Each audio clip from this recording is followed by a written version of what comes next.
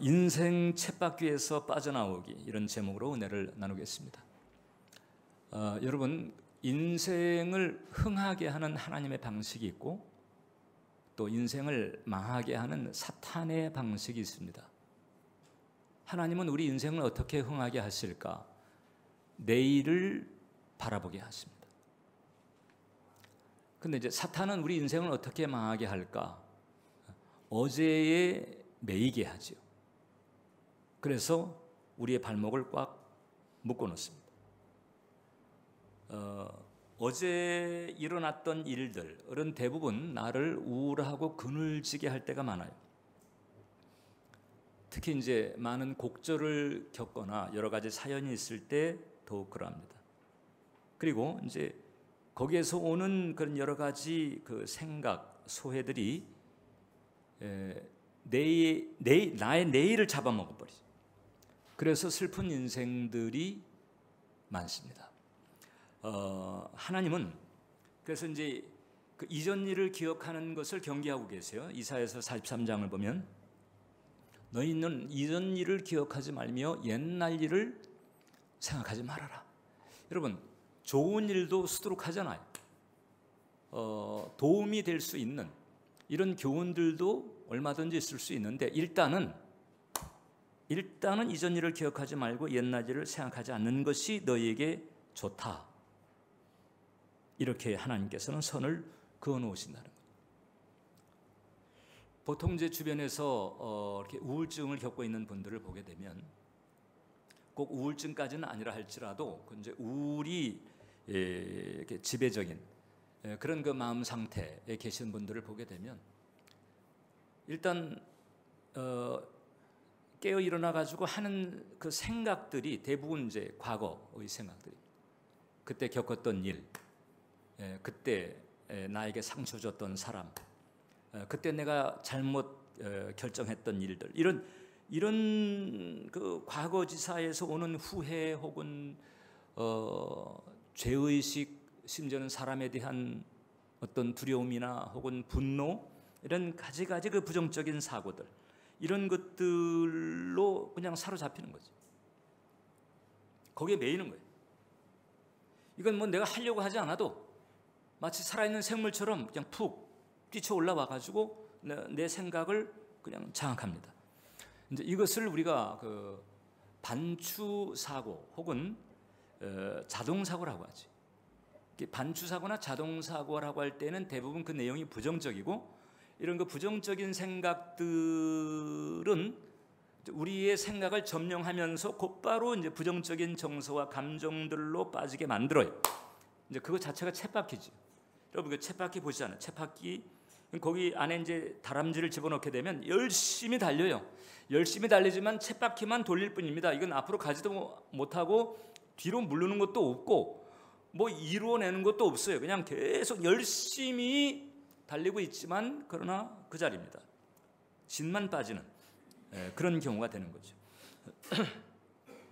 이 부정적인 자동사고, 이건 쳇바퀴입니다. 마치 생각의 늪과 같아. 빠져들면 앞으로는 나가지 못합니다. 이런 것을 이제 우리가 주의를 해야 되거든요. 그래서 이 좋은 것들, 소위 이제 온고지신이라고 하는 단어가 있잖아요. 옛날 것에서 배울 것이 있다 하는데, 그런데 대체적으로 사람들은 좋은 일보다는 안 좋은 일에 매여요. 그래서 일부러 그렇게 생각하는 게 아니고 안 좋은 일들이 그렇게 치고 올라와요, 심리적으로. 그래서 사실 이제 삶이 꽉 묶여버리는 형국이 되어버리죠. 그러니까 발전도 성취도 없어요. 분노, 회한 혹은 자기 연민, 여기에서 그냥 헤맬 뿐이고 그냥 주어지는 대로 살고 그 조건이 닥쳐지는 대로 그냥 안 죽으니까 마지못해 살아갈 뿐인 이제 그런 경우가 있게 되는 거죠. 자, 그렇게 살 수 있는 경계선에 있었던 사람 중에 하나가 바로 이제 오늘 본문의 주인공인 야곱이에요. 야곱은 이 형 에서에 대한 비교의식과 두려움이 있었습니다. 에서는 상당히 기계 있는 그 장부다운 모습으로 등장, 사냥을 좋아하고, 그러니까 이제 에서가 그 아버지 이삭의 총애를 받았던 것 같아요. 당연히 아버지 입장에서 봤을 때 기집애 같은 아들보다는 씩씩한 사나이다운 그런 아들이 더 믿음직스러웠을 수 있죠.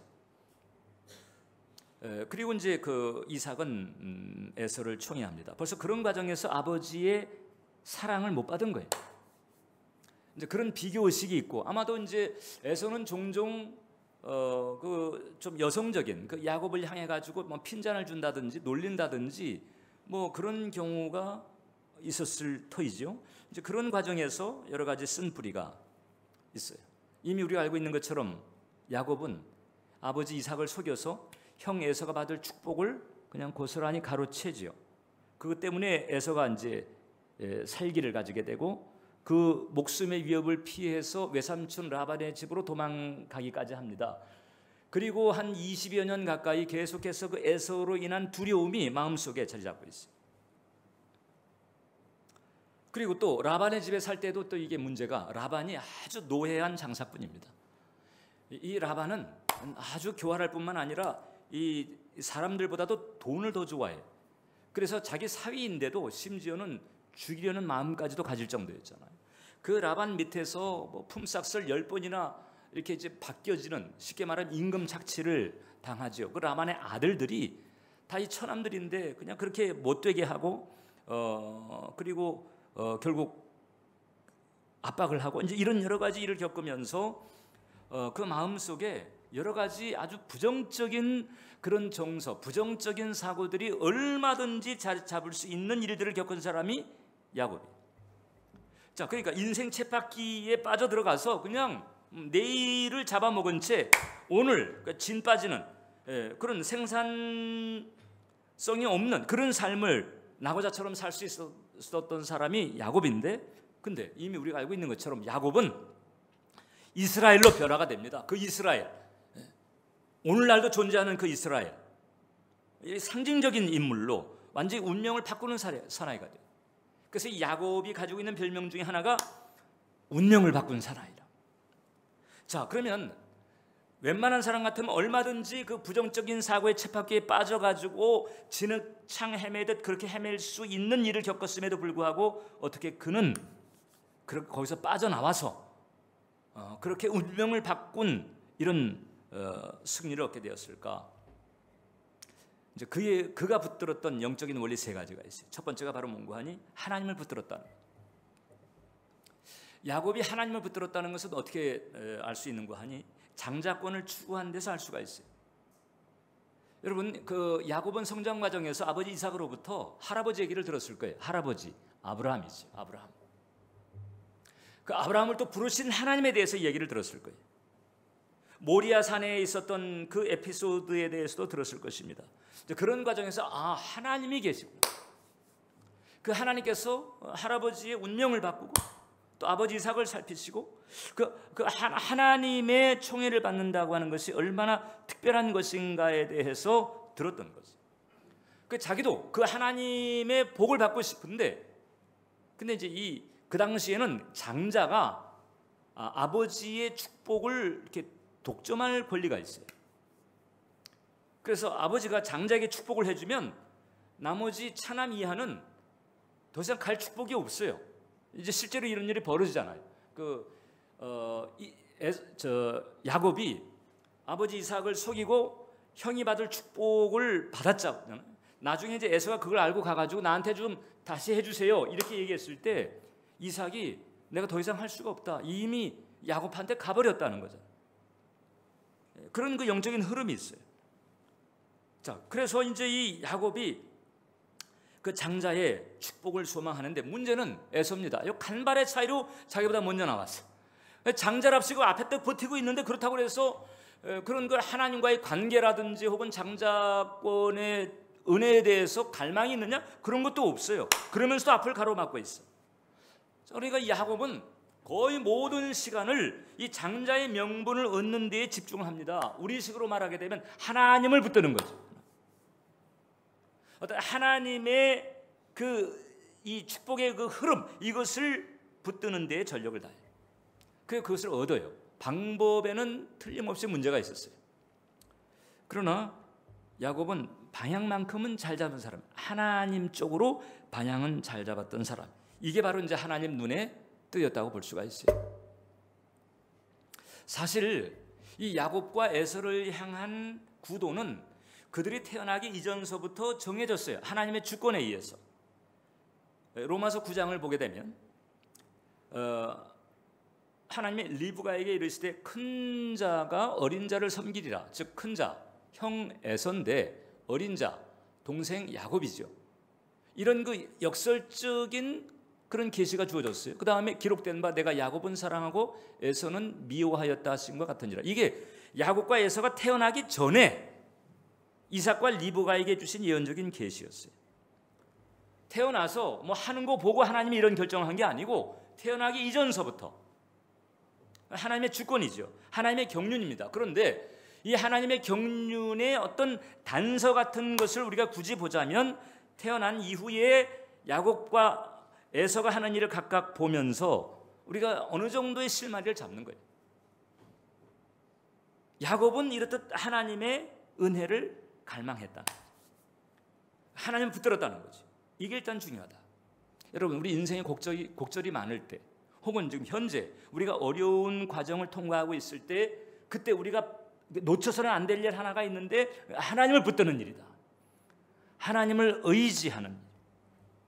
한나 보세요. 한나가 아이를 못 낳았습니다. 그 당시, 사실 지금도 뭐 그런 시대인데 그 당시에는 더더욱 여자가 아이를 못 낳는다, 사회적인 죽음이죠. 사회적으로 매장당할 수 있는 그런 상황이었어요. 자, 그러니까 그 인생 눈물 골짜기에서 이 한나가 했던 일이 뭐냐? 하나님을 붙들었어요. 전적으로 하나님 붙들었어요.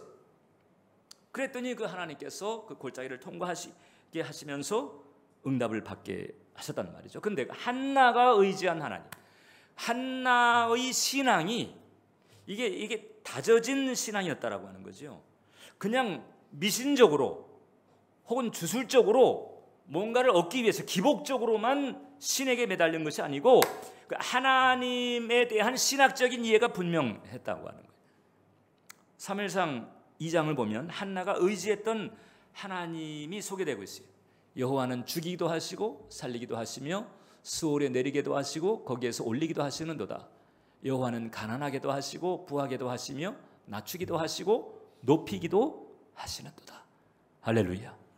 주권자지요. 결국은 하나님께서 다 하시는 거예요. 결국은 모든 것이 하나님 손안에 있습니다. 하나님이 주권자라고 하는 거예요. 그러니까 이분을 놓치면 안 되는 거예요. 이분을 놓치게 되면 일단 최상, 최고, 최선은 날아가 버리는 거예요. 나중에 반전이 되거나 역전될 수 있는 여지까지도 날아가 버려요. 왜냐하면 최고의 주권자와의 관계가 맺어지지 않으면 그런 기회를 얻을 수가 없는 거지.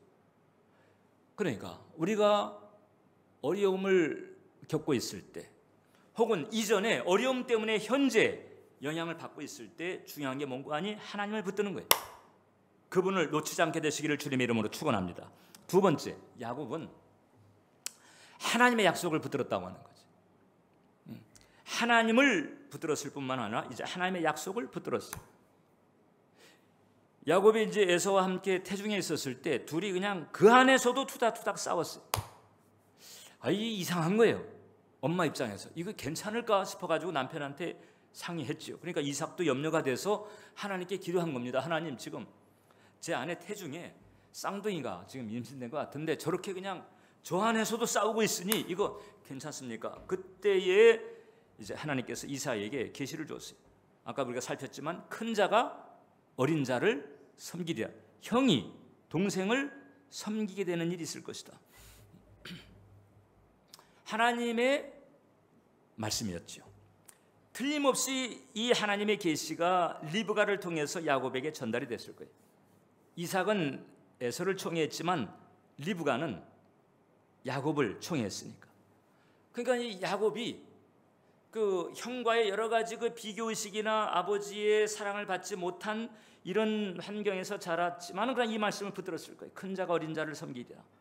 형이 나를 섬기게 된다네, 이런 마음을 계속. 자, 그 다음에 나중에 이제 아버지 이삭을 속이고 형의 축복을 가로채 가지고 그 다음에 이제 목숨이 위협 때문에 라반에게 도망가잖아요. 그 도주하는 길에 베델이라고 하는 곳에서 꿈을 꾸게 되는데 하나님께서 그 꿈을 통해서, 그 이제 하나님의 계시적인 꿈인데 그 꿈을 통해서 하나님의 약속을 받아요. 창세기 28장 보니까 또 본즉 여호와께서 그 위에 서서 이르시되 나는 여호와니 너희 조부 아브라함의 하나님이요 이삭의 하나님이라. 내가 누워있는 땅을 내가 너와 내 자손에게 주겠다. 너뿐만 아니라 너와 내 자손에게, 지금 네가 누워있는 땅, 그게 가나안 땅이거든요, 베델, 그 땅을 주겠다는 거죠. 땅의 약속이에요. 그 다음에 내 자손이 땅에 티끌같이 되어, 그 야곱이 이게 쉽게 죽을 수가 없는 거예요. 왜냐하면 야곱의 자손이 땅에 티끌같이 돼가지고 동서남북으로 퍼져나가면서 땅의 모든 족속이 야곱과 야곱의 자손으로 복을 받을 그런 약속을 주시는 거죠. 그 땅의 약속, 자손의 약속을 받게 돼요. 그때부터 이걸 붙들죠. 20년 험한 세월을 보냅니다. 그 하란 땅에서. 그러나 험한 세월을 보내면서도 야곱은 이 약속을 붙드는 거예요. 큰 자가 어린 자를 섬기리라. 그리고 내가 너와 함께하리라. 이 땅과 자손의 약속, 이것을 붙들면서 살아가요. 여러분, 우리가 알고 있는 것처럼 야곱은 영성이 성숙하지 않았어요. 거의 그 모든 면에서 그는 회개가 필요한 사람이었습니다. 그래서 이제 사실 우리가 야곱을 이렇게 평가절하할 때가 많이 있는데 저는 한편으로는 이해가 가요. 왜냐하면 두 가지 면에서 그런데 하나는 일단 그 신앙의 롤 모델 역할을 해야 될 이삭이 조금 아쉬웠다. 그러니까 청년 시절까지만 해도 이삭은 순종 때문에 하나님 눈에 띈 사람이었는데 말년에 이삭을 보게 되면 그 하나님의 계시의 말씀이 주어졌는데도 자꾸 이제 에서를 총애하면서 그 하나님 뜻을 살피거나 그것을 적용할 생각을 하지 않아요. 그러니까 하나님의 뜻을 존중하지 않았다는 점에서 그 이삭의 영성이 좀 아쉬웠습니다. 그러니까 이삭이 아버지였고 그 아버지가 거울 역할을 하면서 좀 잘 아들의 그 신앙이 성숙하도록 해야 되는데 그게 안 된 거지. 그러니까 보고 배울 수 있는 길이 없었던 거예요. 두 번째는 뭔가 하니? 그 당시에 야곱 때는요 성경이 없었어요. 성경이 모세 율법이라고 하는 것이 야곱 이후에 근 500년 뒤에야 출현을 하거든요. 그러니까 하나님을 제대로 알 수 있는 정보가 없었단 말이죠. 하나님이 뭘 좋아하는지 뭘 싫어하는지 하나님의 뜻과 경륜이 무엇인지 알 수 있는 길이 별로 없어. 그냥 할아버지 아브라함이 부름받았던 그 일, 이삭이 아버지와 함께 오래전에 겪었던 그 일, 그런 사건을 통해 가지고 들은 그 하나님에 대한 정보만 있지 그 외 다른 건 없어요. 그러니까 하나님의 뜻을 맞추거나 하나님의 어떤 원하시는 것에 뭐 맞출 만한 어떤 정보가 없었던 그와 같은 애로가 있었던 거죠. 그러니까 그런 상황에서도 어떻든 그는 하나님을 붙들려고 애를 썼다. 저는 그것도 참 쉽지는 않은 일이었다 그렇게 보는 거예요. 자, 그래서 이제 이런 과정에서 하나님의 약속을 붙들고 있는 그 야곱이 라반 밑에서 많은 마음고생을 합니다. 그 자기에게 뭐 가진 것도 없는 그와 같은 시절을 보내는 중에 어느 날 희한한 꿈을 꿔요. 창세기 31장을 보니까 꿈에 하나님의 사자가 나타났어요.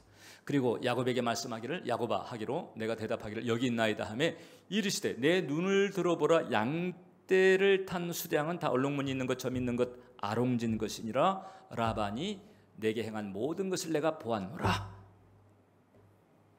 이게 짧은 문장인데 여기에 하나님의 마음이 담겨 있었던 것이고 그것을 야곱이 탁 감 잡는 거예요.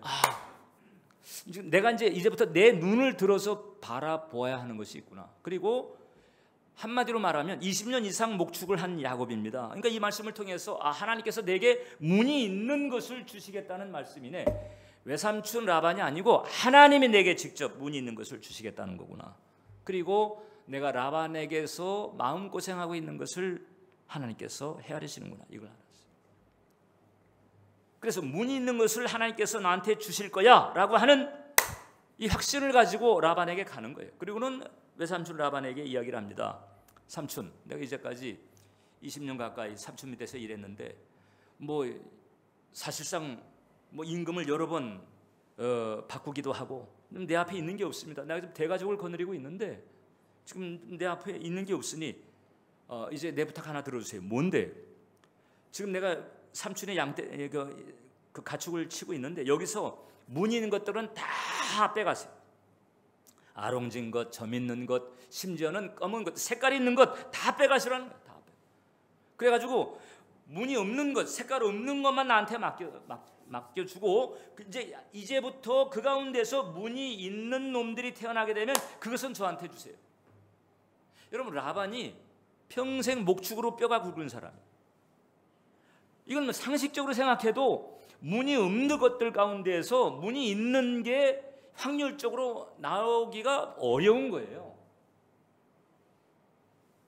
이건 유전공학적으로도 그래요. 그런데 야곱이 와가지고 그렇게 해달라고 그러니까 이놈 봐라, 이거 집게에 넘어가네. 말도 안 되는 얘기지만 좋다. 그리고 이제 그러지 말라고, 또 삼촌이면 좀 얘야 너 좀 생각이 이상하다, 너 그러지 말고 이렇게 좀 배려하는 쪽으로 가야 되네. 그래서 아무튼 라반도 문제. 이래가지고는 쾌재를 부르면서 좋다 이렇게 돼버려요. 여러분, 우리가 이제 결국을 알잖아요. 야곱이 결국 무늬 있는 것들만 챙겨가지고 엄청난 부자가 되게 되는데, 지금 이제 이 상황에서 야곱이 그 꿈을 통해서 하나님의 약속을 받고 그걸 붙들고 라반에게 가가지고 실제로 제안을 하는 거잖아요. 실제로 비즈니스적인 제안을 합니다. 다 무늬 있는 것 빼가시고 이제부터 여기서 무늬 없는 것들 가운데서 무늬 있는 게 태어나면 그걸 저를 주세요. 이제까지 저에게 임금 착취한 거 이제 하나도 일절 따지지 않고 지금부터 그렇게 무늬 있는 것만 저한테 주시면 됩니다. 아브라함이 말이죠. 아브라함이 하나님을 믿음에 하나님께서 그 믿음을 의로 여겼다 그랬었거든요. 아브라함에게. 야곱도 아브라함 못지않은 믿음을 가지고 있는 자입니다. 꿈에서 받은 하나님의 음성을 듣고 실제로 임금 문제를 이렇게 협상을 하는 거예요. 야곱의 믿음이, 여러분, 이게 영혼 믿음인 거지. 그리고 야곱은 이제 바라보기로 작정하는 거예요. 내 눈을 들어서 바라보라. 내 눈을 들어보라. 이제 바라보는 거예요. 뭘 바라보는 거 아니? 이 무늬 없는 놈들 가운데서 하나님께서 약속하신 대로 무늬 있는 놈들이 나오는 그것을 이제 바라보기로 작정한 거죠. 여러분, 하나님께서 야곱의 때에는 이렇게 꿈과 하나님의 사자를 통해서 성취를 바라보도록 하셨거든요. 이제 하나님께서는 성령을 통해서, 우리 안에 오신 성령을 통해서 성취를 바라보게 하시는 줄 믿으시길 바랍니다. 그게 바로 꿈과 비전인 거죠.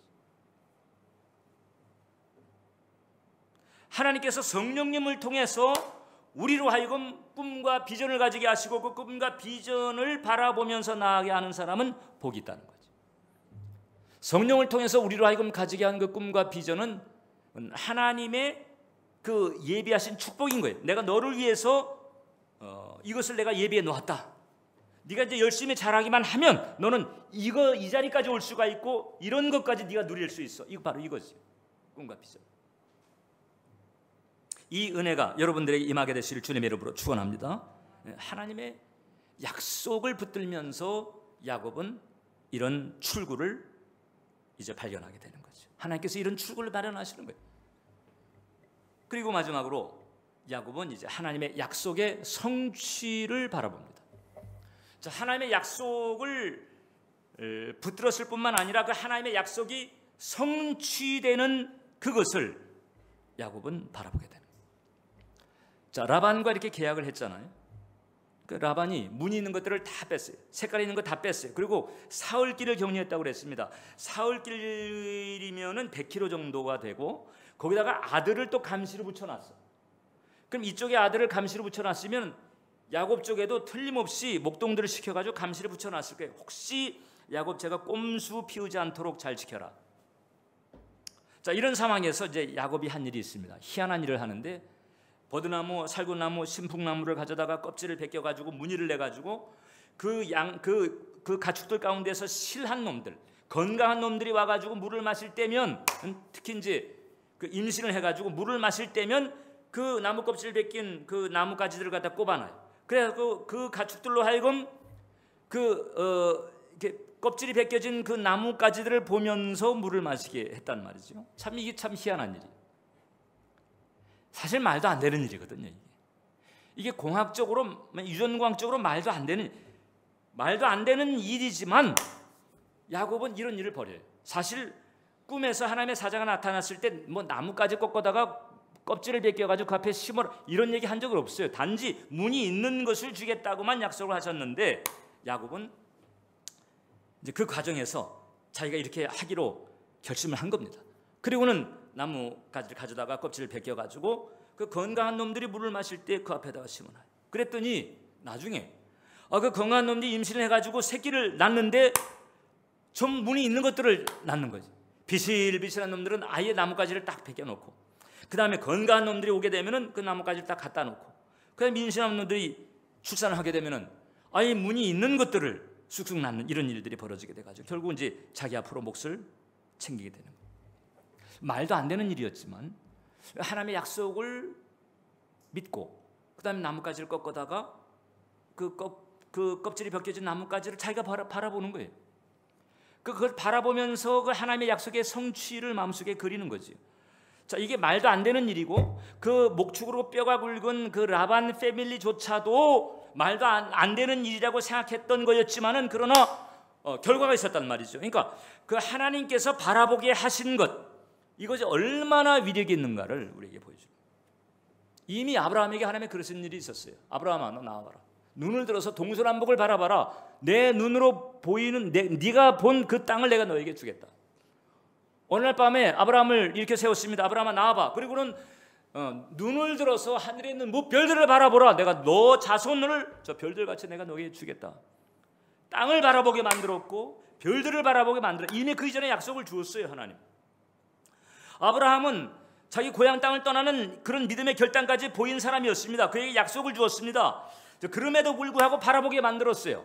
믿음이 있었지만, 믿음의 바탕이 있었고 약속까지 주었지만은 하나님께서 또 바라보게 만들었거든요.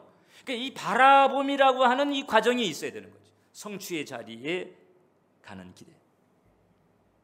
그래서 우리는 이렇게 얘기할 수가 있습니다. 하나님께서는 뭔가 주시기 전에 바라보게 하신다. 할렐루야. 주시기 전에 바라보게 하시는 거예요. 이거 바꿔 말하면 우리가 보게 된 것을 얻게 되는 거죠. 보게 된 것을 얻는다는 것은 보는 것이 없으면 얻는 것도 없다는 얘기가 돼요. 그러나 보면 이제 얻게 되는 것입니다. 이런 과정을 야곱이 겪는 거죠. 바라보는 거예요. 약속의 성취를 바라보는 거예요. 그러나 여러분, 이런 바라봄은 처절합니다. 이게 그냥 아무런 저항이나 아무런 장애 없이 그냥 편하게 이런 길을 가게 되는 게 아니잖아요. 조금 전에 얘기한 것처럼 라반에게 야곱이 가가지고 문이 있는 것, 색깔이 있는 것 다 뽑아내고 문이 없는 것들 가운데서 문이 있는 게 태어나면 그걸 저한테 주세요. 이거 자체가 벌써 믿음인 거죠. 황당한 믿음이에요. 어떻게 보면 상식적이지 않은 황당한 믿음을 가지고 한 제안입니다. 이건 하나님 의지하고 믿음의 길을 딱 내민 거예요. 믿음의 길, 믿음의 걸음을 내밀은 거죠. 야곱의 믿음이 이게 만만치 않은 믿음이다. 상식 혹은 불신앙의 도전 같은 것을 헤쳐내는 거지. 야, 그러다가 아무 일도 안 일어나면 어떡해? 너만 쪽박 아니야? 야, 그게 말이 되냐? 네 외삼촌 라반이 어떤 사람인데 너 그러다간 네 목 하나도 없어.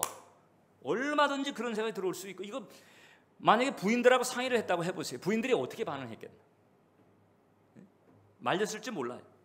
그런데 야곱이 그렇게 갚버리는 거예요. 어떻게 보면 이런 이 바라봄이라고 하는 것, 뭔가를 얻게 만들고 성취하게 만드는 이 바라봄이라고 하는 것은 아주 이건 처절할 수 있고, 이건 승부적이고, 이건 도전적인 거죠.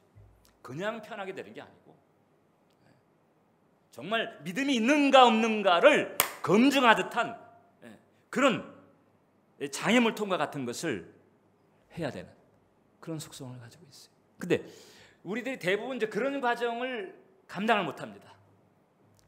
이거 이러다 쪽박 차면 어떡하지? 그냥 중간이라도 가지. 우리가 대부분 그래. 그래서 결국 하나님을 섬기면서도 믿음의 결과, 믿음의 역사보다도 그냥 상식적인 수준에서 살아가는 경우가 많은 이유가 바로 그거죠.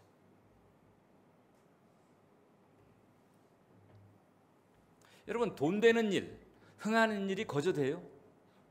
열심히 일하고 열심히 연구하고 열심히 노력해도 돈 벌기가 쉽지가 않고 흥하는 일이 쉽지가 않단 말이죠. 근데 이 바라봄 가지고 그런 영역으로 들어가게 하시는 건데, 하나님은. 근데 그 바라봄이 그냥 편하게 그냥 뭐 어떤 도전 없이 도발 없이 되는 게 아니잖아요. 상식과 불신앙이라고 하는 장애물 통과하면서 가게 하는 이런 바라봄. 근데 성령께서 우리로 하여금 그렇게 도와주신다는 거죠. 앤드루 카네기, 그 철강왕인데 이 역사상 3번째 손가락에 들 정도의 부자로 알려진 사람. 원래 이 사람은요, 흙수저였습니다. 인생을 시작할 때 직물 공장의 공원으로 인생을 시작했어요. 주급 1달러 20센트 받으면서 종일토록 얼레를 잡고 실을 감는 그와 같은 일을 하면서 그게 얼마나 고통스러웠던지 악몽을 꿀 정도로 힘들었던 그런 스타트였는데, 결국 이제 나중에 최고의 부자가 돼버렸어요. 엄청난 부자가 돼버렸어요. 그러니까 사람들이 물어보지 않았겠어요? 그 부의 비결이 뭡니까? 어떻게 이렇게 부자가 됐죠? 흙수저인데 어떻게 이렇게 된 겁니까? 앤드루 카네기가 한 유명한 얘기가 있습니다. 생각은 하나의 물체와 같습니다. 사람은 그 생각에 따라 부해질 수도 있고 가난해질 수도 있다. 그러니까 자기 생각을 어떻게 다듬고 그 생각으로 무엇을 바라보는가에 따라서 달라질 수 있다. 물론 성실이나 지혜가 없어도 된다는 얘기는 아니에요. 그것이 있어야 되지만 그것 가지고 되는 것이 아니에요. 결정타가 있어야 되는데 그 결정타는 뭐냐? 생각으로 바라보는 것에 있다.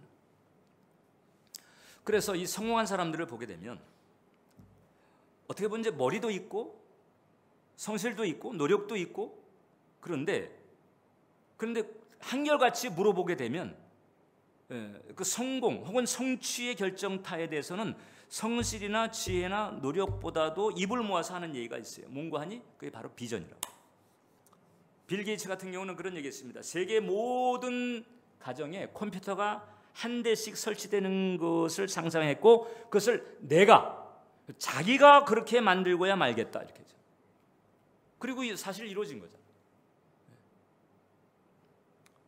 아시아 최고의 부자가 리자청이라고 하는 사람입니다. 홍콩 사람인데 홍콩 주식의 26%가 저 사람 손에 들어가 있어요. 그러니까 홍콩에서는요, 홍콩에 있는 사람들이 1달러를 쓰게 되면 그 중에서 25센트 정도는 다 저 사람 손에 들어간다고 지금 보고 있어요.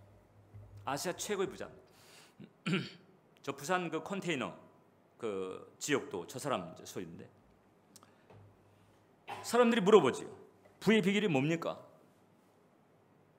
그랬더니 뭐라고 얘기하는 거냐? 언제나 최고의 부자가 되는 것을 상상했는데 비결이 바로 그거다. 그렇다고 해서 노력을 안 했겠어요? 그렇다고 해서 머리를 안 썼겠어요? 그러나 아무리 이제 종합을 해서 요약을 해봐도 가장 핵심되는 비결이 뭐였는가 하니 바로 언제나 최고의 부자가 되는 모습을 상상했다. 바라봤다는, 생각으로 바라봤다는, 성취를 바라보았다. 일본에서 개인 그 납세자로 가장 많은 돈을 낸 사람이 사이코 히토리라고 하는 사람이 있어요. 이 사람이 그 부에 대한 책을 많이 썼어요. 부자가 되는 아빠와 아이, 그 다음에 또 부자의 운, 이런 그 부와 관련된 책들을 많이 쓴 사람인데, 이 사람은 그런 얘기했습니다. 노력하는 것으로는 부자가 될 수가 없다. 우리는 노력과 성실이 가장 중요한 덕목처럼 생각하잖아요. 근데 중요합니다. 근데 가장은 아니라는 거죠. 그 가장 중요한 것은 뭐냐? 바라보는 거예요. 이 사람은 그런 얘기했어요. 부를 끊임없이 상상하라. 부를 끊임없이 상상하라. 그러면 부가 찾아올 것이다. 그러니까 이 성실이나 노력이 없는 그런 허황된 생각이 아니에요. 그것을 바탕했는데 그 모든 것 위에 마음으로 생각으로 바라보는 것이 없다면 그 성취의 자리에 이르기가 쉽지가 않다. 이런 얘기. 야곱은 눈이 시리도록 바라봤습니다. 버드나무, 살구나무, 신풍나무, 그 벗겨진 그 나뭇가지를 눈이 시리도록 바라보면서 이놈들이 저것을 바라보면서 그 새끼를 낳을 때 문이 있는 것을 낳으리라. 마음으로 바라본 거예요. 아까 말씀드린 것처럼 얼마든지 부정적인 단추사고, 부정적인 자동사고의 쳇바퀴에 빠져들어가서 그냥 내일을 잃어버리는 그런 사람처럼 살 수가 있었던 사람인데, 이렇게 바라봄으로 말미암아 오히려 이제 승부를 뒤집어 놓은 거죠. 그리고 운명을 바꾼 사람이가 되어버리고 말았어요. 얼마든지 저와 여러분들도 그렇게 될 수가 있어요. 할렐루야, 할렐루야. 바라봄의 강도에 따라서 여러분, 내가 지금 이제 뭔가를 바라보고 있을 때 그 바라봄이 어느 정도 강도인가에 따라서 정말 하나님의 주시려고 작정한 건지 아닌지를 알 수가 있어요. 이 야곱 정도면 하나님의 주시려고 작정을 한 거죠. 요셉 보세요. 그 꿈을 2번 꿨잖아요. 그 감옥이라든지 그 다음에 종으로 인신매매 당하는 그와 같은 어려움을 당했지만 그 포기하지 않았습니다. 계속 그것을 붙들었어요. 그리고 그 꿈을 주신 하나님을 계속 의지했어요. 원망하거나 불평하지 않았습니다. 인생 팔자 탓하지 않았습니다. 꿈을 붙잡았고 그 꿈을 주신 하나님을 계속 의지했어요. 그랬더니 어느 날 확 뒤집어져 버리는 거예요. 바라봄. 하나님이 하나님의 자녀를 축복하시는 중요한 방식입니다. 하나님의 자녀로 하여금 가장 최대한 맥시멈 그 가능태, 잠재태, 그 맥시멈에 이르게 하시는 그 하나님의 축복이죠. 여러분 공항에 가보게 되면 그 무빙 사이드 웍이라고 하는 게 있어요. 그 쭉 길을 가는데 워낙에 그 탑승구에서 이제 저쪽 이미그레이션까지 길이 머니까 그 무빙 사이드 웍을 만들잖아요. 밑에 그 에스컬레이터가 이게 위로 올라가는 게 아니고 그냥 그 평지를 계속 움직이도록 만드는 거잖아요. 거기 딱 올라가 있으면 가만히 서 있어도 움직이잖아요. 근데 거기서 또 걸으면 더 빨리 움직일 수 있잖아요. 이 하나님의 도심이 그 무빙 사이드 웍과 같은 거죠. 그래서 우리를 하여금 성취의 자리에 이렇게 만드는 거죠. 바라보는 게 있어야 된다. 바라보는 게. 아니 목사님 그게 다 모든 사람에게 다 그런 걸 주시나요? 그런 걸 주신다고 그러잖아요. 성령께서 임하시면 젊은이의 환상을 보고 늙어지는 꿈을 꾸리라.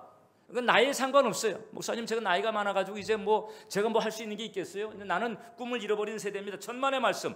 그럼 당신이 그것을 못 이루면 당신이 속해 있는 교회라든지 하여튼 당신이 가족이라든지 당신 자녀라든지 얼마든지 그건 나이가 상관이 없어요. 늙은이는 꿈을 꾸리라고 그랬잖아요.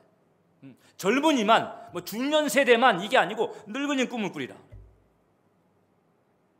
아브라함이 75세 부름받았고 모세가 80세부터 일을 시작했습니다. 바라보는 것, 그것이 있어야 된다. 하나님은 그걸 통해 축복하신다. 그럴 때, 이 바라보는 것이 있을 때 비로소 나의 미래를 잡아먹으려고 하고 있는 그 과거의 그 모든 그 부정적인 사고, 그 반추 사고의 쳇바퀴를 그냥 뽀개면서 하나님께서 예비하신 축복과 성취의 자리로 내가 날아갈 수가 있는 거지. 그런 은혜가 임하게 되시를 주님의 이름으로 축원합니다. 기도하겠습니다.